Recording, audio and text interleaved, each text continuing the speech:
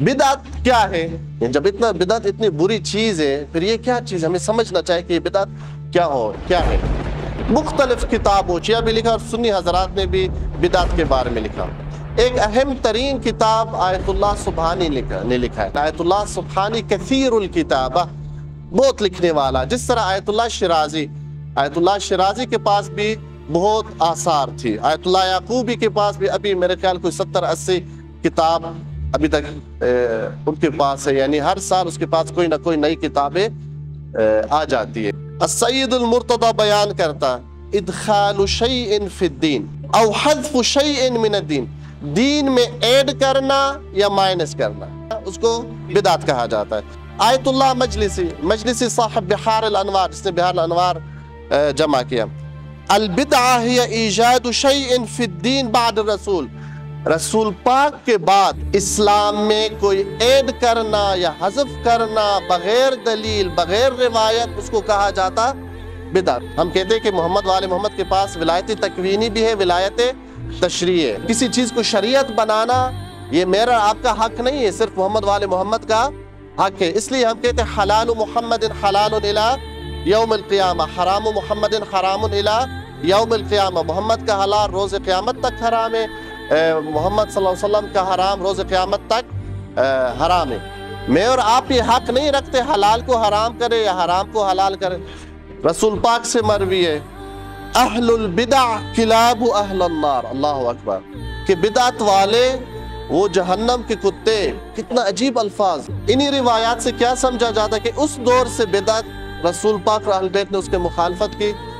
दूसरी बात कि अहल बैत और रसूल पाक ने बिदअत को मुखालफत करने का वजह ये था कि उनके समझ में जो हम बना रहे बिदअत करने वाले गिरा रहे, ये उसका खुलासा है। अन्हु सल्लल्लाहु अलैहि वसल्लम अहलुल बिदअह शर्रुल खल्क, बदतरीन लोग बिदअत वाले, जो बिदअतें पैदा करते। मन अता बिदअतिन फवक्करहु, कोई बिदअत वाला चाहे खतीब हो, जाकिर हो, बाअमामा हो, कोई बिदअत वाला, कोई उसको प्रोटोकॉल देता है, यानी आपने सिर्फ उसको रिस्पेक्ट दिया, कुछ नहीं किया।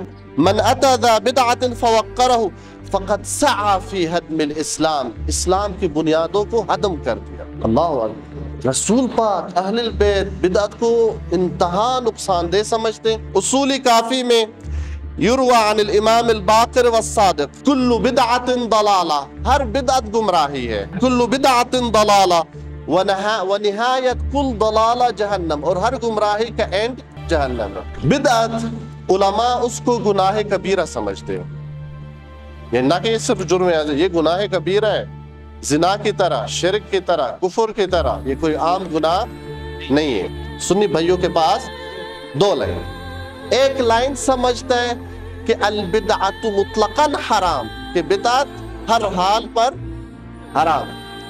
एक लाइन कॉम्प्रोमाइज किया, मसलन नमाज तरावी ये बिदअत है, ये हजरत उमर के दौर में, खलीफा सानी के दौर में शुरू हुई। इस मामला को हल करने के लिए ये अगर कहते बिदअत मुतलकन हराम, फिर उमर ने हराम कर दी, तो उसको बचाने के लिए एक लाइन निकला, लेकिन दोनों लाइन मौजूद है। यानी आप अगर स्टडी करते बिदअत को, उनके पास ऐसे उलमा कहते हैं अल बिदअह मुतलकन हराम, हर हाल पे बिदअत हराम है। उनके पास ऐसा लाइन कहता है बिदअत दो किस्म के। अभी ये जो दो किस्म, उसको बचाने के लिए कि बिदअह हसना व बिदअह कबीहा, कि एक समझ आया ना, बिदअह हसना बिदअह कबीहा, एक अच्छी बिदअत एक बुरी बिदअत।